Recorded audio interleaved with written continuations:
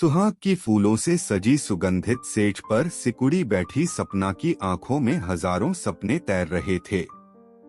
सुहास कमरे में आया तो वो खुशी और सिहरन से भर उठी। सुहास सोफे पर बैठा तो सपना को कुछ अटपटा सा लगा। कुछ देर औपचारिक बातें करने के बाद सुहास ने खुलासा किया कि वो किसी और को दिलोजान से चाहता है, जिसे उसके माता पिता अपनाने को कतई तैयार नहीं थे। ये शादी उस पर थोपी गई है। वो सपना को कभी प्यार नहीं दे सकेगा। बिना प्यार के उसके नजदीक आना उसके साथ नाइंसाफी होगी। वो उसे अपने प्यार के साथ जीने की इजाजत दे और उसे अपना सबसे अच्छा दोस्त समझे। सपना के सपनों का शीश महल चकनाचूर हो गया। आजकल के आधुनिक युग में माता पिता शादी थोप सकते हैं, कोई ऐसा सोचकर शादी कर सकता है। ये बात उसकी सोच से परे थी। वो रोती रही, गुस्साती रही, सोचती रही कि तलाक ले ले, पर हिम्मत नहीं हुई। कहने को तो दोनों पति पत्नी थे, लेकिन सपना खुद को ठगा हुआ महसूस करती। बिन प्यार के रिश्ते में जैसे तैसे दिन गुजर रहे थे, लेकिन सपना के लिए अब साथ रहना मुश्किल होता जा रहा था। अब वह मन बना चुकी थी कि अपने पेरेंट्स को सब सच बता देगी और इस रिश्ते से दूर हो जाएगी। लेकिन किस्मत को शायद कुछ और ही मंजूर था। सपना जैसे ही अपने पेरेंट्स से बात करने का फैसला किया, तभी उसके पिता को दिल का दौरा पड़ा। खबर सुनकर सपना बुरी तरह घबरा गई। सुहास तुरंत उसे लेकर उसके मायके गया और जी जान से उसके पिता की सेवा और देखभाल की। सपना अपने माता पिता की अकेली संतान थी। सुहास और सपना का व्यवहार, अपनापन, शौक, फितरत, आदतें एक जैसी थीं, इसलिए वह सपना का अच्छा दोस्त बन गया। लेकिन पत्नी का अधिकार न सपना ने कभी मांगा और न सुहास ने फिर जानना चाहा। सपना ने खुद को करियर की दौड़ में झोंक दिया। तभी उसकी जिंदगी में अविचल आया। अविचल और सपना एक सेमिनार में मिले और पहली मुलाकात में ही उनका जबरदस्त झगड़ा हो गया। फिर सपना और अविचल को एक ही प्रोजेक्ट साथ करने के लिए मिला। साथ काम करते हुए अविचल के व्यक्तित्व से सपना प्रभावित भी हो रही थी और चिढ़ भी जाती थी। दोनों के झगड़े और मतभेद ऑफिस के मनोरंजन का साधन बन चुके थे। अविचल थोड़ा एरोगेंट था। उसकी हर अदा में एक ठसक थी। हालांकि उनके शौक, आदतें, फितरत बिल्कुल अलग थे, पर धीरे धीरे सपना उसकी ओर आकर्षित होती गई। वो उससे प्रभावित भी था और उससे झगड़ना और खुद को सही साबित करना भी उसे अच्छा लगता था। दोनों एक दूसरे से झगड़ते भी थे और ये भी महसूस करते थे कि एक दूसरे से बात किए बिना रह भी नहीं पाते। घर आने के बाद भी ऑफिस के काम के बहाने चैट शुरू होती, रोचक निजी बातों में तब्दील होती और किसी मतभेद पर झगड़कर खत्म होती। दोनों एक सेमिनार में टूर पर आए थे।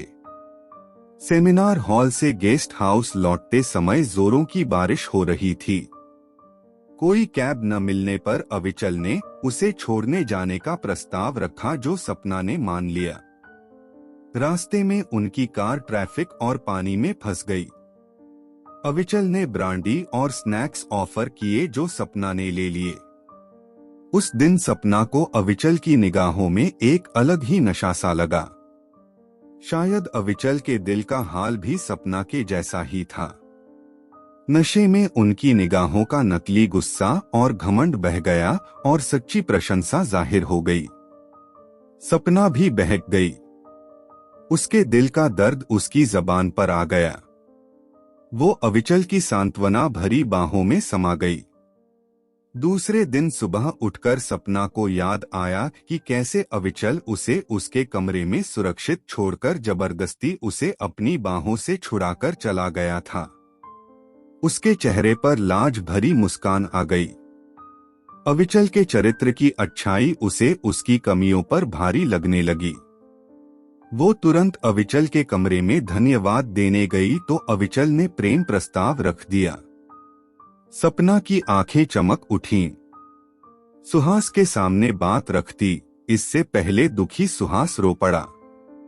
कारण पूछने पर उसने अपनी प्रेमिका से ब्रेकअप के बारे में बताया और सपना से माफी मांगते हुए उसे बाहों में भरना चाहा, पर सपना छटककर मुझे समय दो कहकर अलग हट गई। अब सपना के मन में हलचल मच गई थी। एक और सीधा जीवन था। उसका सबसे अच्छा दोस्त बन चुका पति उसका प्रेमी बनेगा। सब कुछ सीधा, सरल और व्यवस्थित रहेगा। दूसरी ओर तलाक के लफड़े और सारे जमाने के प्रश्न। लेकिन अविचल, वो भी तो टूटकर जुड़ा है। उसने भी तो अपना अतीत नहीं छिपाया सपना से। फिर वो प्यार करने लगी है उससे।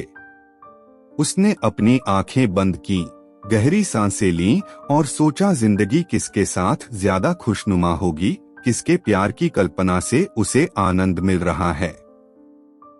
वो सोचती रही। ऑफिस में 1 घंटा अविचल के साथ और घर पर 1 घंटा सुहास के साथ अकेले में बिताकर वह फैसला लेने के बारे में लगातार विचार करती रही।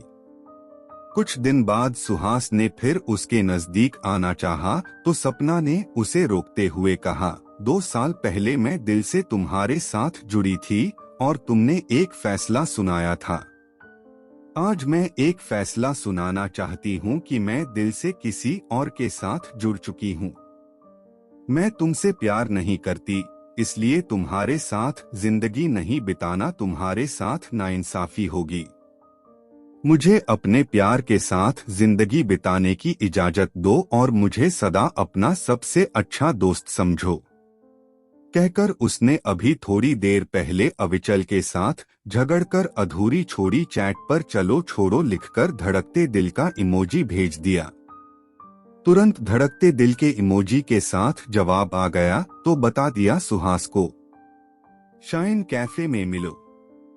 मिलन का रास्ता लंबा है, पार्टी करते रहना पड़ेगा। ओके के साथ चुंबन का इमोजी जा चुका था।